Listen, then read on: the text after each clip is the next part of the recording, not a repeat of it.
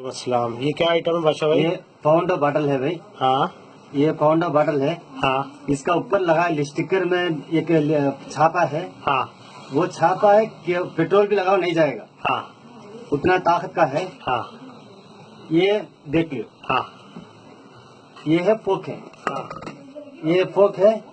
ये फैशन के लिए बहुत ये हाँ, पूरी दुनिया यूज कर रही है। पूरी फोक क्या दुनिया है, यूज फोक क्या करेगी। है? हाँ इसकी ताकत क्या है बता रहा हूँ, देख लियो। हाँ देखो ये पाउंडा है, पाउंडा का बॉटल है। हाँ ये फोक है, आपके सामने ओपन कर रहा हूँ, हाँ देख लियो। हाँ ये बाजू में लगा, हाँ बाजू में लगा, देख लियो भाई। इसको मैं स्प्रे मार रहा हूँ,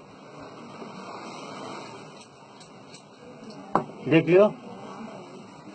और ये हम स्किन पे यूज कर रहे हैं। ये हमें स्किन पे यूज कर रहे हैं। हाँ इसकी ताकत क्या है, ये अब बदन में लगाएंगे ना, हाँ बदन क्या होएगा, सही है। देख लो। ये दुनिया भर देख लियो।